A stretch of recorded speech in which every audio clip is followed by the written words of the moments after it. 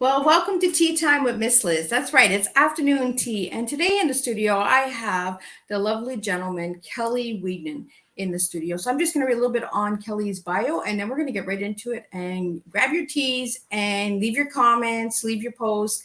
If you have any questions, please leave them. If you're watching on the replay, please leave that as well, so I know where you're watching from and all that. So all that good stuff.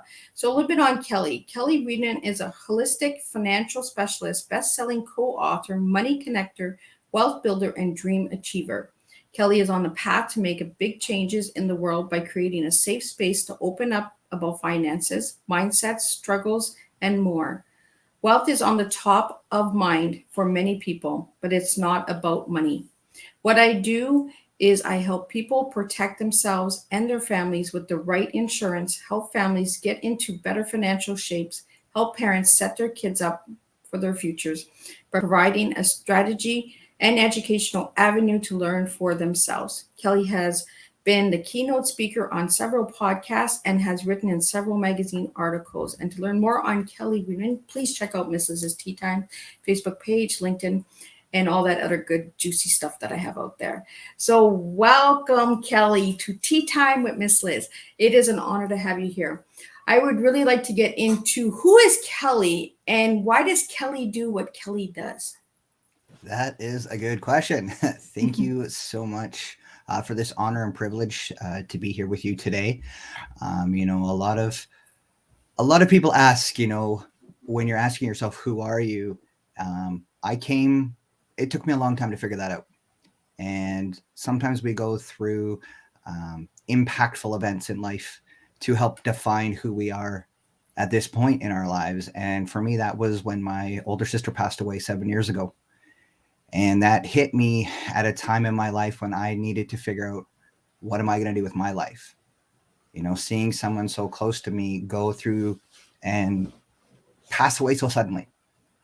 And that's what it was. It was something so sudden that it rocked my world to the point where I needed to have a new life plan, a new game plan. And it wasn't until then that I realized I wasn't living my truth. Okay. And I wanted to become a better person, and I wanted to become more of my true self. So now I'm on a journey to do that, but also help others do that. So that's kind of how I got into the financial industry, because my sister passed without life insurance. I guess that's a really wide awakening for a lot of people, right? Is we have to lose something really precious to us before we actually realize, hey, we got to get our stuff in order here, you know? So true. So usually it comes either with an impactful event, an emotional impact, or through repetition. Well, I've been through repetition in areas that I still never learned from. Sometimes that's a relationship. Sometimes you repeat things like that and you're like, why is this happening to me? And it's really about learning. And this was definitely put me on a path of learning, not only learning about myself, but learning about others and helping them move forward with their struggles, whether it's through finances, whether it's through finding themselves. My wife, and that's how we connected, was my wife was being able to be that self-care as well. And a lot of men and a lot of women don't do it. They don't do self-care enough. Exactly, right. We don't take care of ourselves until it's too late. And then we're like, oh no, we should have did this sooner. Yeah, it's like as soon as you cut yourself, you put the Band-Aid on. But now it's about, well, what's the preventative? How can we be Exactly. healthier mentally, spiritually, physically? So what was it about financial freedom for you? I know the word freedom, there's a big purpose behind the word freedom for you as well. A little bit on your story as well, your personal story. So the word freedom has really been important to you. I know by speaking with your wife and that, and getting to know you a little bit on the personal side. Uh, what does it mean to you when you hear that word financial freedom? Financial freedom is going to mean a lot to different people, but for me, it's being able to wake up every morning and not feel stressed about money, not feel stressed if, your car breaks down and you need to go spend a couple $1,000s on it, or to Yeah. have a friend come to you and need a couple $1,000s. And I say a couple thousand because usually we could do a couple hundred, but even if you hear the words couple $100 and you cringe at that moment, that's where there's the problem. Most people are about $200 away from being ultimately broke. And our world has done a disservice to ourselves.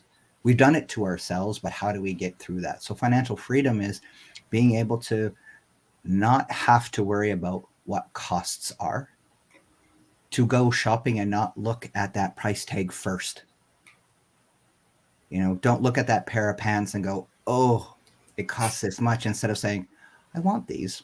That's But me. yeah, exactly. We all do it. I'm like, Even with where's our the deal? groceries. Where's the clearance?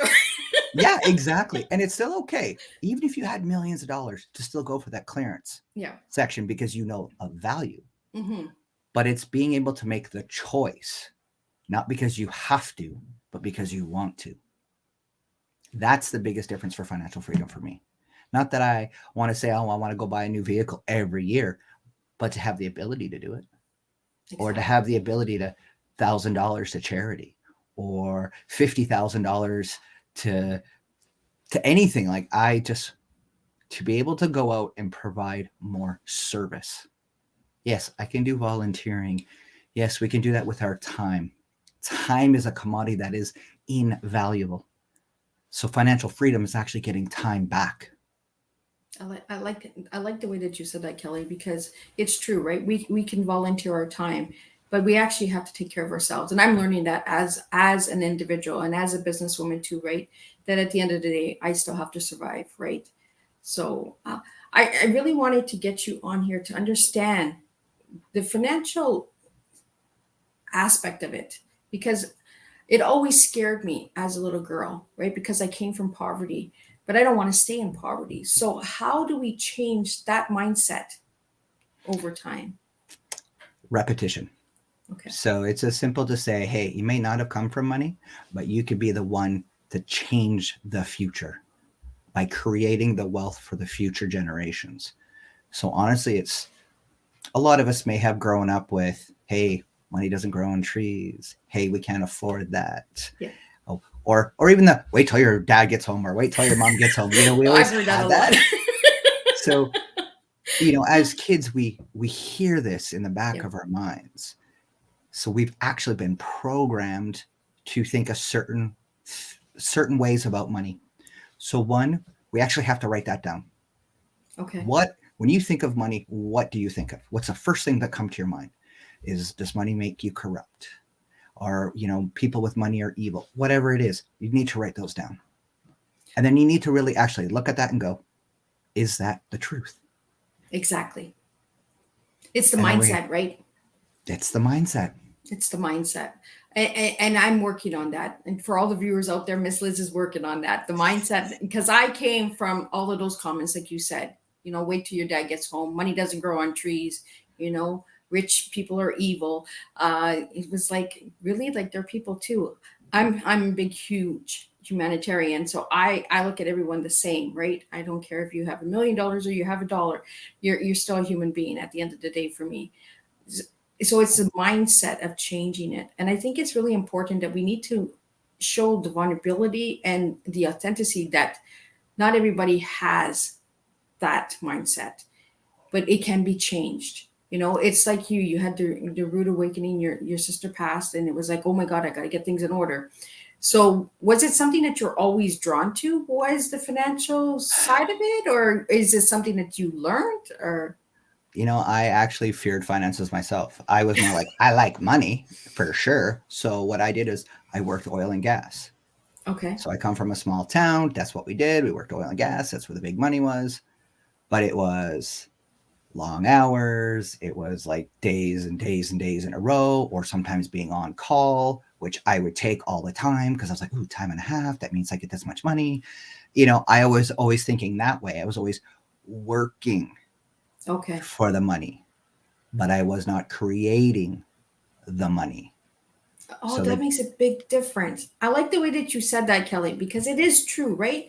A lot of people have that mindset. I'm just going to go to work and make the money, make the money, make the money, but they don't understand the money. They don't correct. understand the currency and the time and value that it's taking. And this is why I always encourage everyone that I speak to in my life is do something that brings a passion to you, brings something enjoyment. You don't want to go to work. Oh, I got to get up and go to work from 9 to 5. And then you get home, you're all like, oh, rough day at work. Do something that you enjoy. So when you go home, you have that enjoyment and you have that time, that quality time, right? Oh, And I see that with you and your wife as well, is that you're both doing something that you're passionate about because it shows in the lifestyle that you have as well. like I'm not passionate about being a financial advisor by any means. No, but you But are I'm you are passionate passionate about about people. people changing people's lives because it says right in like right here, tea time. Like you're the money connector. You're a connector. You like to work with people. You like to make dreams, achieve dreams. You like to build changes. And this is what we do on making a difference is we build the difference, right? By giving the awareness that it can be done. Yeah. You know? Here's one tip I can give to people. And this is something I just kind of learned in the last little while. I was the type of person that would, okay, I work at 8 or I work at 7. I would be up at like 6:25 because I knew I needed 5 minutes to shower, this many minutes to get my lunch, and this many minutes to drive to work. Okay, all of you listening to this, raise your hand because if that's how you are, okay, I'm going to help you change that. Ooh, question is, what are you waking up for? Mm. So are you waking up for your kids? Are you waking up for your job? Are you waking up for your spouse? And if you're answering yes to all of those, I want to help you correct that. You need to wake up for you. You need to wake up for your dreams and goals. That doesn't mean you can't have those things. What it means is you might have to get up 10, 15, 20 minutes, maybe an hour early and spend time journaling, spend time in gratitude, spend time in thought. And some of you may think, I don't have that much time. I get it. But when we want something bad enough, we will create the time. It's funny. We all have 24 hours, but we create time. Yep. So it can be as simple as when we're driving, make that our university. It's a university on wheels, whether it's podcast, whether it's just information about learning, whether it's a new language or not. So I started to create time in my mornings to, okay, yeah, get a little exercise in because I want to be healthier. Read a little bit more because I want to be more knowledgeable.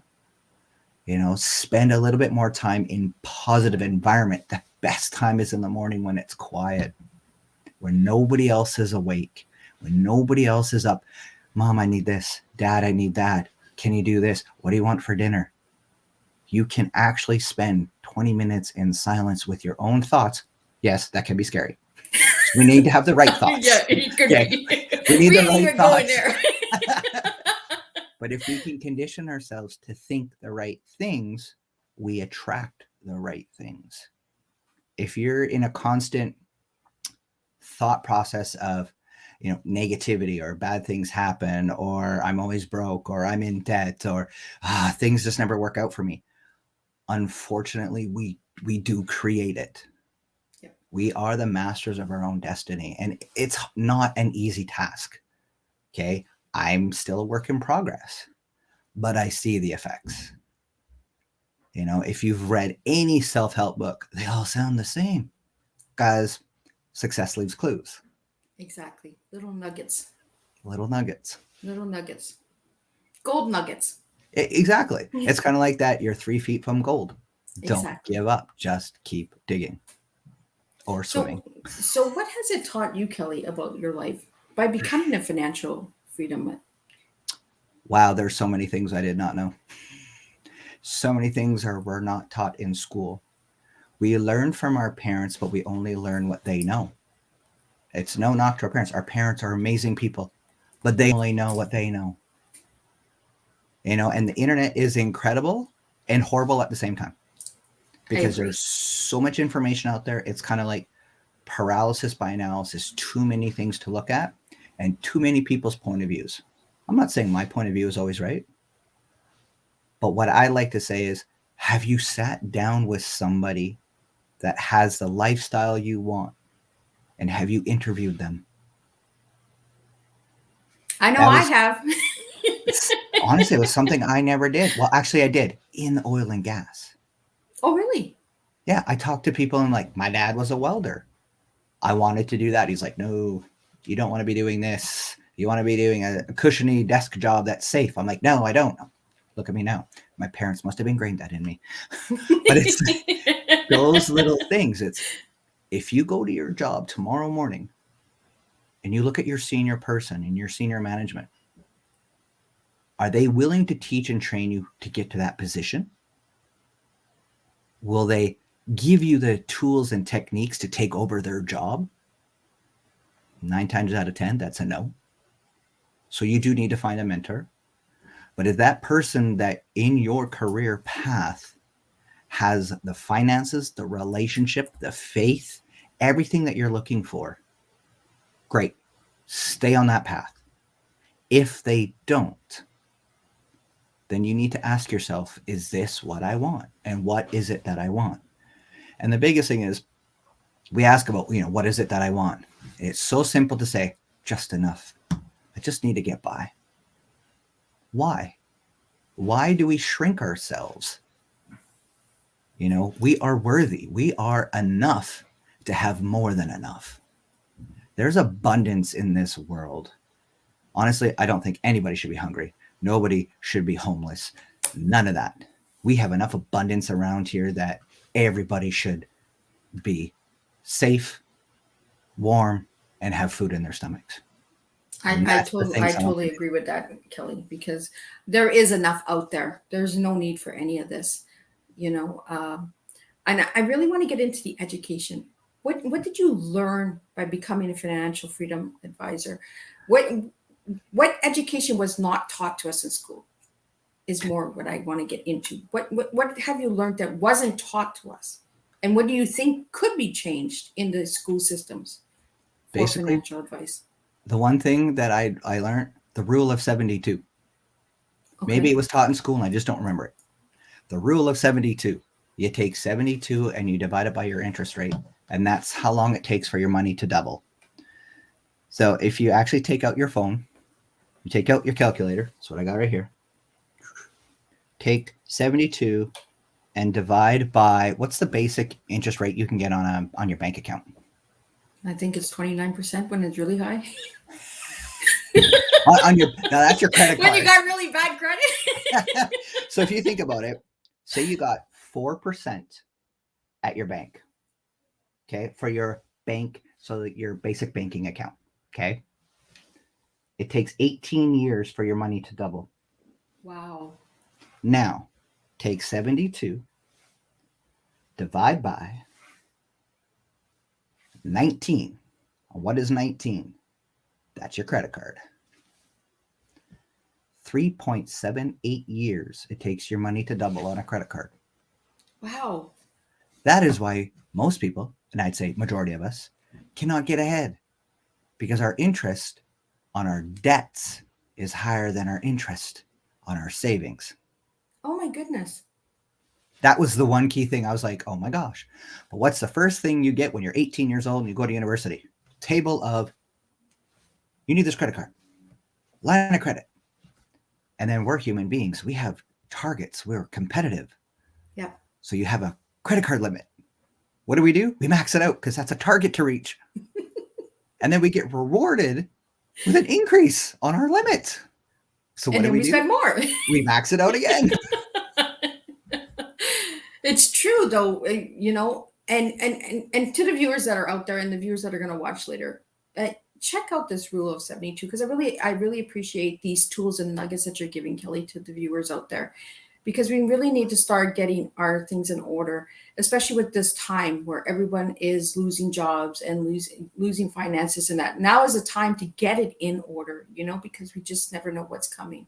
So what message would you have to the viewers out there that are listening about this time? Because I'm sure that this time has been really a hard time for a lot of people out there with their finances. So what message would you like to give to them? Don't fear money, and don't fear where you're at, because you actually might not be in a worse position. You might not be as bad as you think. Okay. Or you could be worse than you think. And the reason why I bring that up is sitting down and knowing where you're at will help you put an action plan together to get you where you need to go.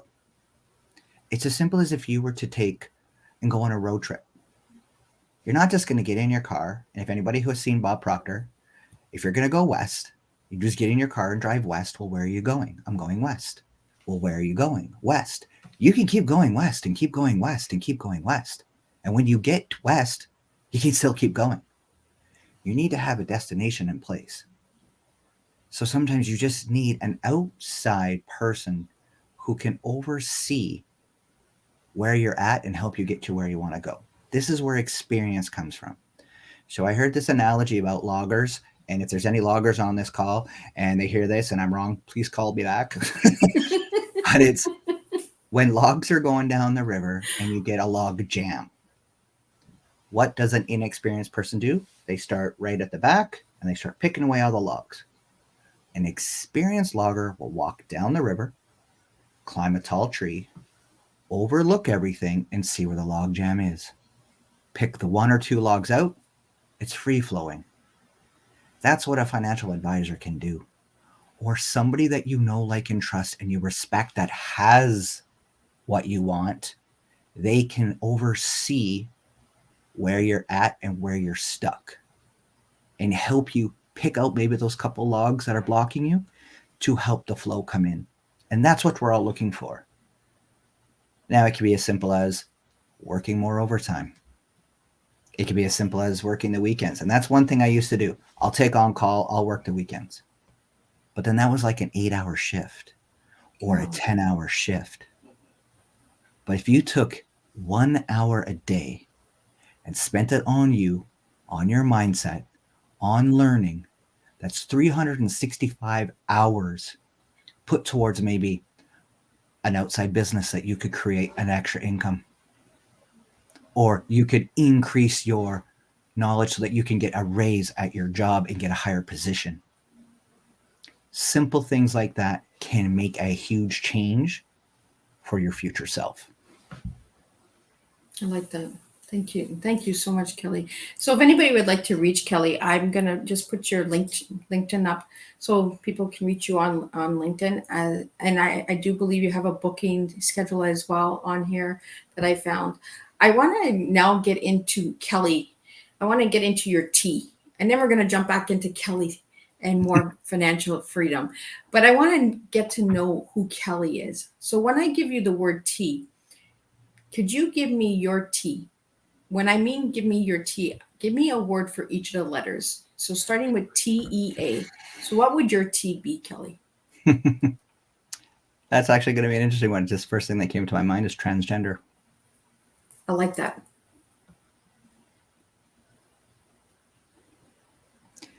The E, enough. And A, two words are coming up for me, attitude and abundance.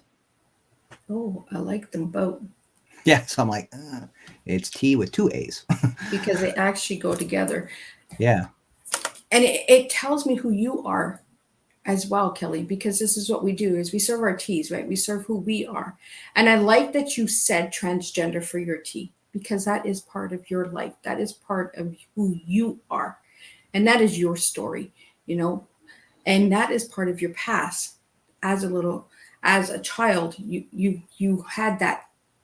I don't know if you came out in as an adult or, you know, but that was part of your past. Enough. That is you right now. The present of you right now is that you're saying it is enough. We need to get our finances in order. We need to get our lives in order. We need to start living our truth. And you've said all of this right at the beginning of the show is that enough is enough. You know, I lost my sister. It's enough. Let's get it in order. So this is your present. You are living in your present, and your attitude and abundance. That is you in the future. The abundance of the attitude of the present. You're bringing that into the future. So you really have a strong cup of tea. And I really want to thank you for sharing that tea with me, because this is what we do. We serve tea on Tea Time. We serve people. We serve your cup, your story, your life. So now I want to get into, you shared your story, I believe, in a book. Yes. And the book is called The Year the World Paused. Did you share your personal story in that book? Yes, I did. So I co-authored that book with 20 other amazing authors that told their story about, right now, the pandemic, the world has paused. And how did we get through it? And it brought up a bit about our past, our journeys to where it got us to this point, to our overcoming. And every day is going to be an overcoming of something. It's the tools and techniques and strategies that people used to overcome their struggles, their tribulations, and things like that. It's all adversity. And the book was amazing. The co-authors, I have to thank Janet Wizawadi for believing in me enough to want me to be part of this, and all of the other authors that spent their time, poured their heart out to serve. That's really what it was about. It's about serving people. Because we can hear the same stories. It's like anything, parent death. Kids get parent death. It's happened. But sometimes we need to hear the same story, but said by somebody else that we can relate to, so that it can hit us harder in the heart. And you guys reached in three categories from what I found online. You had reached in the death and grief in the Kindle, death and grief in the book, and I believe the third one was, I wrote it here, or I wrote it somewhere, but you had reached another category. You probably know more than I do on that one, because I was like, oh my gosh. I do my homework, but oh my God, I don't know where I put it. I had written it down. Personal transformation. That was the third category that you had reached in. So if anybody would like to get a copy of this book and read Kelly's story, the link has been posted on, while Kelly was sharing a little bit on his journey and that with the process of writing. So what did you learn about yourself, Kelly, by sharing your story in that book? Total avoidance behavior. Oh, wow. Oh, yeah. Oh, totally. It's kind of like I've just lived my life, did my thing, didn't really think about it. And when I started to write about it, I started to remember little things growing up. And my family's very private, so just don't tell my parents I'm doing this. Okay, my parents don't have internet, so oh my gosh, I don't know. I'm safe. But it's the hardest work is the work we do on ourselves. It's so easy to go shovel snow. Okay, no, it's really not. It sucks. It's snowing right now. I love But, snow. but when We can we send some my way. look at doing work on ourselves, the internal work, the what got us to where we are, that was the hardest thing, to kind of relive some of the things in the past. My life has been a blessing. I've grown up extremely well. It was my perception of things that was the hardest. Because I grew up, so born female, small town, small northern BC. It's not exactly, being gay is one thing, being transgender. I didn't even know what that was until I moved to Edmonton, and probably into my late 30s did I ever know what that was. And now it's mainstream. And sometimes it's hard to come out per se with anything because, one, you don't want to be like everybody else, but it's your story, it's your journey. So my parents were very, very open. Like, I had hockey sticks when I was growing up. I had, guns. Okay, they were fake guns. Okay, like play guns and stuff like that. I don't know if you were out west. Yeah. But all of those things, never a thought, right? Yeah. I was a tomboy. That's, I guess, what we called it back then. But the thing is, it was my perception of, I wanted to play hockey with the boys. I wanted to play baseball, or I wanted to be with the group of guys that I hung out with when I was younger. But as I grew up, it was, well, no, you can't, because you have to go to a different change room, or girls don't do that. Okay. And in my mind, I was like, well, what's wrong with me? So I started to internalize there was something wrong with me. So that made me become very shy. I have female friends who were mechanics, who could go do more work, guy things, if you want to put it that way. I hate the labels. That's where I started to really big on realize. That too. I really hate the labels, and I really hate the stigma. We're all human beings, we just have a different blend and a different flavor in us. Yeah. I think everybody should know how to change the oil, change a tire. Yeah. But make the choice if you want to do it or not. Exactly, right? And if you don't want to do it, you call somebody that can do it. Exactly. Learn what you're good at. Yeah. And expand on those strengths. But what I started to do was I started to go too inward, where I didn't put myself out there to learn because I didn't want to be thought of any different. Oh, okay. So I stopped myself. It wasn't anybody else. I stopped myself. But then all of a sudden it got, it's too late. It's too late to play hockey, because all of a sudden girls were allowed to play. But then I didn't want to. So I started playing hockey in my 20s. Wow. My Olympic dream was gone. I was too old. Yeah. I was like, I knew it. That's the thing. It's the stories we tell ourselves. Yeah. And then sometimes we overhear something from somebody else. So I was told I was stupid by a teacher when I was in elementary school. And that stuck with me. You know what? Still to this day, it does bother me, and I'm working through that. But the thing is, for the first little while, it's their voice. Yeah. And for then years to come, it's your voice. That's the voice we have to stop. Yeah. We need to be our own cheerleaders. And that's when I made the decision to become myself.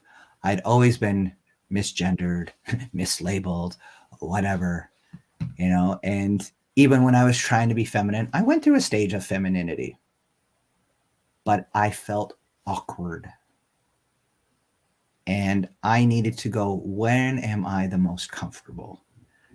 How am I the most comfortable? I'm not lying about who I am. So your perception of who you think I am.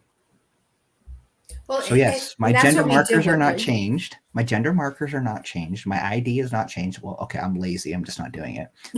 It's really what it is. But I am an open book, and I will be a conversation. If anybody has questions about things, I will explain to the best of my ability.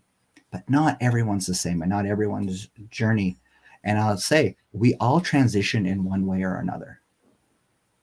We really, really do. Yeah. But what it comes down to is community and how we treat one another. Well, and the only way we're going to change the labels and the stigma is by speaking about it, and by sharing and getting people to understand. Because I have a lot of family members that are gay. I have some that are drag. They call them drag queens. And there's different titles, different. I hate the labels and I hate the titles. I really do. We're just human beings at the end of the day. We just have an extra spice to us, an extra sprinkle to us, but we're Mhm. all human beings.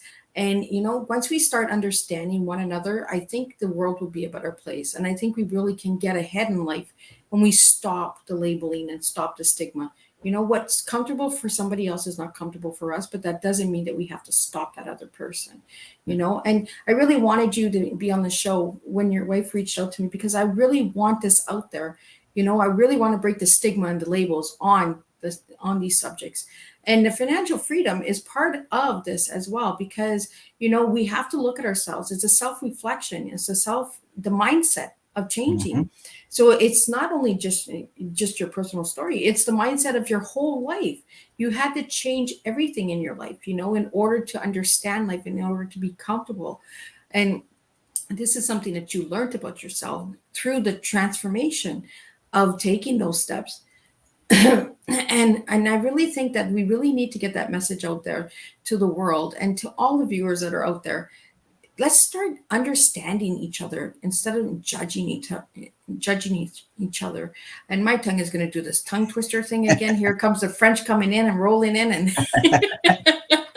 Well, I'd almost like to add one little thing to that, because sometimes I don't even understand myself, but giving myself grace to be okay to figure it out. So that's all I ask people is, you don't have to be okay. We don't have to have the same views. We don't even have to understand each other. But if we could be curious enough to want to learn, not to maybe understand, not to be about accepting, but just curious enough to learn for our own education and go, okay, that's you. This is me. We don't agree on this topic, but you know what? That's okay. And still high five each other and walk away. Sometimes we just need to exactly do that. right. Exactly. And I like the way that you said that. Be curious, educate yourself. That's the only way we're going to change anything. And you've brought that up quite often during this tea time. It's education. Do Yeah. you think that we need to be educating ourselves more? Yes. Unfortunately, I find the school system forced us to learn how to memorize things. But we didn't learn because we were forced. All of us learn differently, and all Yep. of us are passionate about different things. Um, I value education and I value schools very much. And sometimes we just have to find what works for people and put them in that direction. Working on the strengths. I truly believe that education starts after high school, but self learning is the key thing. Never stop being curious about learning something new. I think that's truly I truly believe that's when we start to die. We're not meant to just get up, go to work, and come home and watch TV, even though I do that quite a bit. Don't tell anybody that, okay?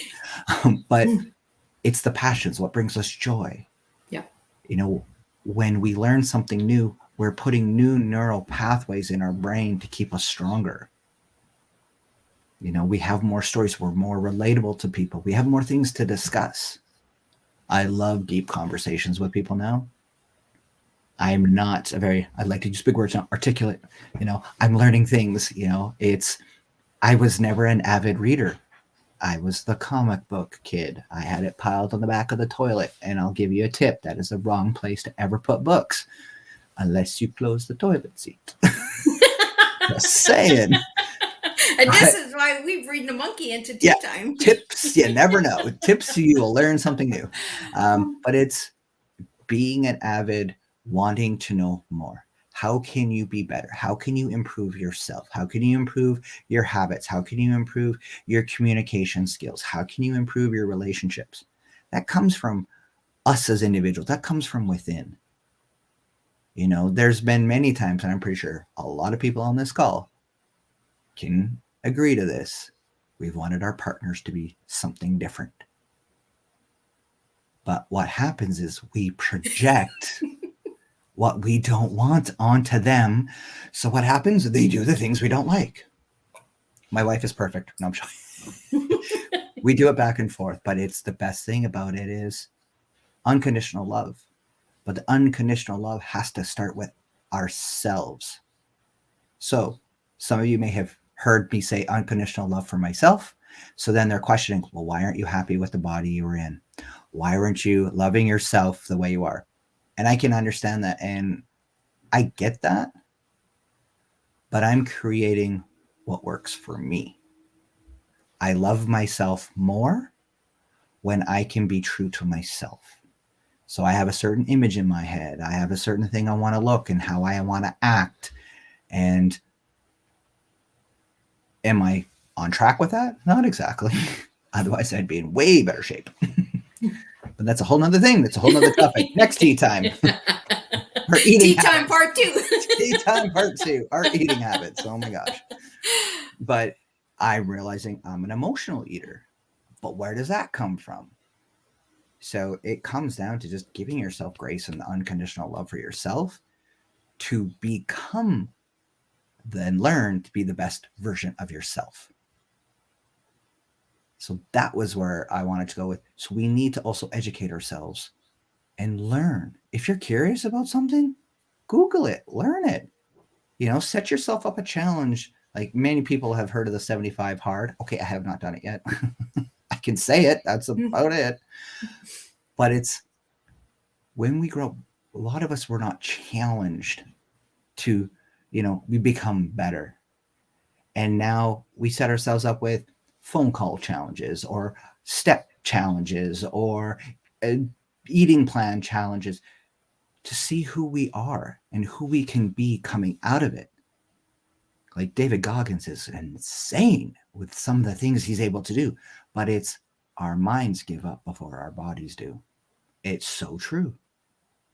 It is. And if we can increase the strength of our mind, we can overcome anything. Well, and I really believe we need to educate ourselves, right? Like it's like you said, we weren't challenged enough. We were go to school, learn this, and memorize it. It wasn't learning; it was memorizing, you know. And then if you were asked, "Well, I don't remember that because I chose not to remember that," right? Or I didn't take that class. No, what are you talking about, right? Because we choose not to remember it because we were programmed to memorize.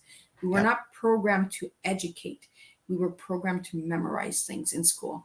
And I believe that that's where the educational system is failing all of us as children, as adults, as individuals.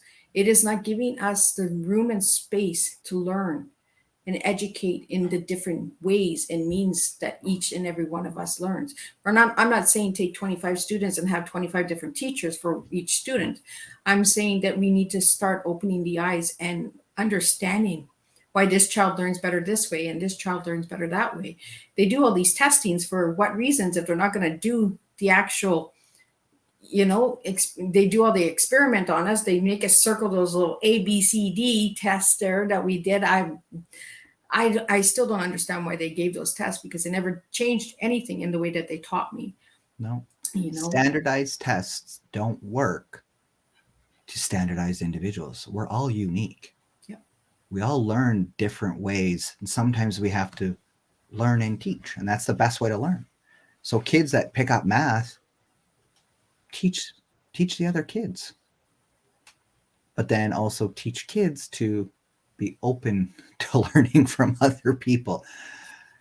Unfortunately, like there's so many things we could open up into, but I think for myself, it was wanting just to learn. And then, I mean, it's so easy to get on Google's and looking this up. And am I an avid learner?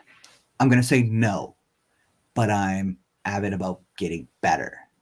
Because, yeah, I'll go jump on and watch a couple episodes of this and then be like, one more. We all do it.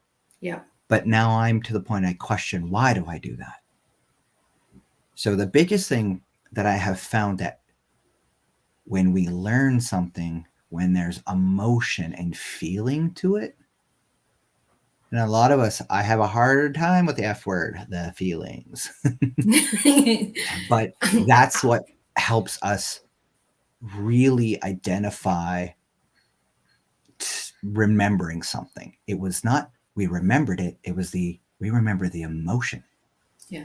And if we think emotion, I always say is energy in motion. So it's whatever energy you put into it. That's where the emotion comes. And then the more we feel about it, the more we create the habit, the more it becomes. And that's sometimes what we have to do is reverse the feelings and put in a new feeling. So that's why people talk about visualization. Well, it's not just closing your eyes and going, I want a new car, I want a new car, I want a new car. That's the thought. But when we talk about visualization, it's you're closing your eyes and you're seeing yourself in the vehicle, grabbing onto the steering wheel, smelling it. How do you feel? Because our bodies and our mind, if subconscious, if you want to put it, doesn't know what the future is. They only go by what past things or what is already witnessed. So if we can already see it in the future, we're already creating the history in our mind. So we can actually attract it more. Well, it's So, almost like the financial freedom, right? If we exactly. visualize it, it can happen, you know. But we have to also work for it too. We also have to take the steps. You know, we can't just close our eyes and boom, it's there. It's like you said, like you can't just, I'm getting a new car, boom, you open your eyes, there's a new car. Right. You know, you have to take the steps. And I want to get into the dream achiever. What does that word mean to you, Kelly? So many people have dreams, and unfortunately, life has squashed it. And it's usually, I hate to say it, our friends and family. The close people that we want that support, we tell them, hey, I started a new venture. Hey, I'm going to go to do this. Hey. And they're like, oh, yeah, good for you. You're never going to make it. Why would you want to do that? That's such a waste of money. Like, how many people have started a new business to try and generate an extra income, whether it's an MLM or not? Yep. Most people are like, oh, really? You got to do that. Oh, you're never going to make any money. And the thing is, if we supported each other more, maybe we supported and uplifted people more, encourage, praise, recognize, EPR, that's what we talk about all the time, more people might want to be more risky and challenge themselves more. But the problem is we fear so much of what others think. I was a person that I hated going for a walk by myself because I was afraid other people were looking at me going, why is that person walking by themselves? Don't they have any friends? What a loser. Like, those were things that would go through my head. I want to help people dream again. Whether it's I want to write a book, whether it's I want to travel, whether it's I want to start a new business, whether it's I want to go ask that person out. Whatever it is, we need to start dreaming again. And I'm talking, let's get crazy. Like, my wife and I are looking at property in Belize. That's a huge dream. Is it possible? I'm going to say yes, but not right now. But it's okay to dream, but then we want to put a timeline on it. We want to make things happen. When we're young, we have dreams like this. I'm gonna be a fireman. I'm gonna be a spaceman. I'm gonna do it all. You know. I remember watching Who's the Boss, which is dating myself now, and I was like, I'm going to work in that big skyscraper downtown and be in marketing. I don't know what I was thinking, but we have these big dreams, and then we get out of school and we get a job and we get this much income. So our dreams start to go towards our income, and that's where we would go. Just enough. I just need to get by. But if we actually kept our dreams alive, whether it's being a rock musician, whether it's classical, whatever it is, when you have that drive and that passion, you can seriously make anything happen. And you're willing to do whatever it takes. That's legal and ethical. I like to throw that in there. Legal and ethical. But you'll stay up later. You'll practice. You'll read. Whatever it is, if you're passionate about a dream, you can achieve anything. And that's why I say being a dream achiever is bringing that spark back to people. Whatever it is. You could be like me, the lady that serves tea. Exactly. Serving tea to change the world one cup at a time.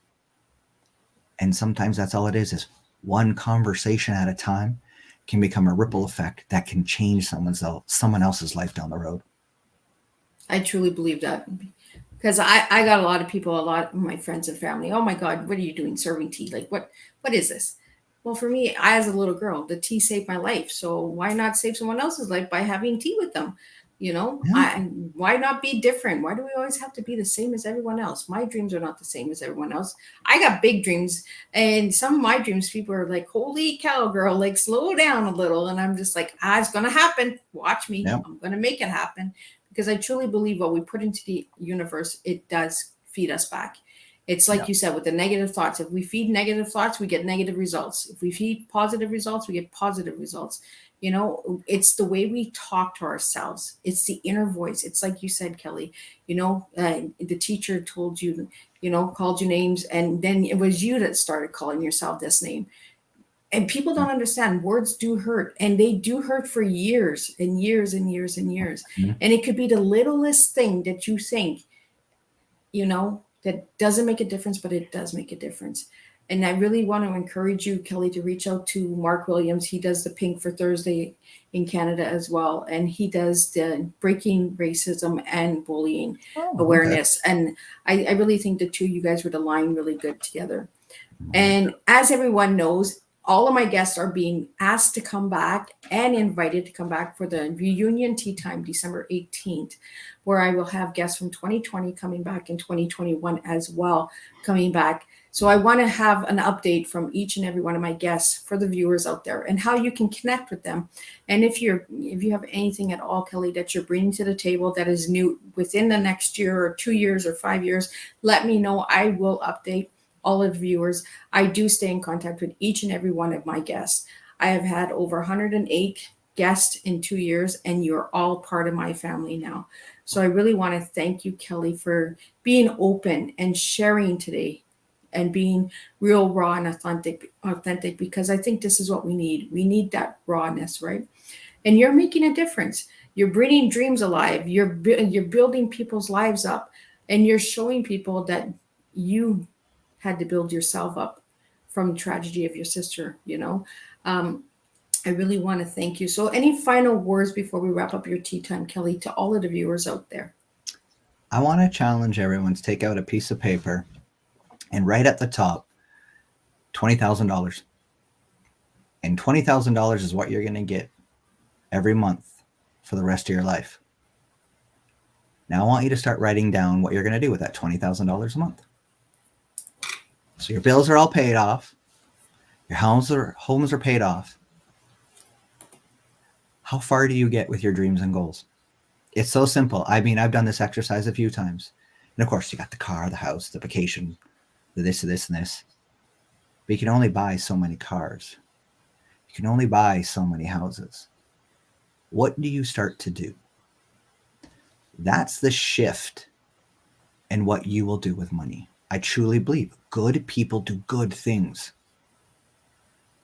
And the more we can see what we can do with philanthropy, with being able to serve, you will start to energetically change your thought processes on money. It's not about what it can buy. It's about what you can do with it. That starts to change. That's when the dreams start to come alive. I'll take the 20,000. Yeah, no. I'm not writing checks, people. I'm just saying. I try, guys. But I want to get to that point where it's like, here you go. I literally want to walk into the grocery stores on Senior Day Tuesday and buy all the seniors' groceries. I want to walk into a restaurant and just pay everybody's bills and walk out and not worry about who sees me do it, but just give people that notation that there are still good people out there and that good things can happen to you. And we just got to believe it. Yeah. And my goal is to build 100 millionaires in the next 5 to 10 years. Oh my God, can I be one? There you go. I truly believe we I can will do work for it. I promise. I'm a hard worker. I am determined and persistent. I will get it done. You tell me what homework I have to do and I will do it. I'm a hard studier. I use Google. I research a lot. I do a lot. I do my homework. Perfect. We'll definitely talk after this. So we have a few comments that have come in from my cousin Cassandra. So I really want to appreciate my cousin for tuning in today and that. So I just want to bring up some of the comments that she's left in the studio. So true. We do what we believe in, and positive thoughts. Negatives go out the door. And she is a true warrior, my cousin here as well. And she has gone through a lot. And she's like me. Negatives got to go. We don't have time for negative. And I love listening to this today. I appreciate everything. So you really have connected with her, Kelly, and that. So that. Thank you for that. And then we do what we can to do, and then our best to get where we want to be in life as well. Money is not everything. And that is true. Money is not everything, but money is different for everyone. The abundance is different for everyone. And I guess I made her laugh. So, and she wants to say you're welcome. So thank you so much, Cassandra, for tuning in. I really appreciate each and every one of you. I appreciate all the viewers that are out there that are tuning in. I am streaming to multiple places and locations. So this comments are not all coming into the studio, but I do appreciate each and every one of you viewers out there. So if you are watching a replay or you would like to see something different on Teatime, anything that will make a difference, then email Miss Liz at bookingmissliz@gmail.com. And my tongue, here we go again. The French is coming back in again. So I want to thank each and every one of you again for tuning in today for Tea Time with Miss Liz. And I will see you all for a special tea time on the 18th, where we will be doing a tea time in memory of a sister who has been lost from pancreatic cancer. We need awareness on this cancer because there's not enough awareness out there. This young lady was 35 years old when she lost her life, and her brother will be in the studio sharing his story on how he has created a tea in memory of his sister. And he has also created a shoe line in memory of his sister. So Dr. Kenya will be in the studio November 18th at 6 p.m.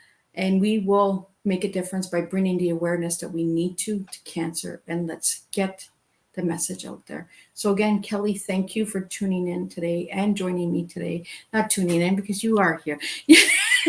There we go. The French. I tuned in. The word, right? I got to study more, girl. Like I really need to understand what the heck I'm doing sometimes. My tongue just plays these tricks. But this is why the monkey's in the video. When you see the opening for Miss Liz, the monkey's there because Miss Liz's tongue sometimes just goes sideways and glitchy and all that. But again, thank you to each and every one of you for tuning in. I really do appreciate each and every one of you. And be sure to watch the gold nuggets that Miss Liz is dropping in the month of November and the month of December for what is coming in 2022 with Miss Liz. It will be a completely different layout and a platform that will be like no other out there, that no one is doing, because Miss Liz does different. And I'm going to be bringing an impactful change to the world with a cup of tea. And we do have one more comment. I just want to throw it in there. My beautiful sister, my lead sister, Marie Asbolt-Wright, who was also a Tea Time guest, and she will be watching the replay. She's a big supporter. So thank you so much. Awesome. And again, thank you, Kelly. Stay in touch, and I will see you December 18th when we have the reunion tea time. And I would love for you to bring your wife if she is able to join us as well that night. So I will be sending all the invites out soon to all of the Tea Time guests from 2020 and 2021. So be ready for a show of entertainment, laughs, giggles, maybe a little tears, and some giveaways that Miss Liz has in store for each and every one of you. So thank you for reaching out to me. And Tea Time, we will make a difference one cup of tea at a time. Thanks. Sounds great. Thank you.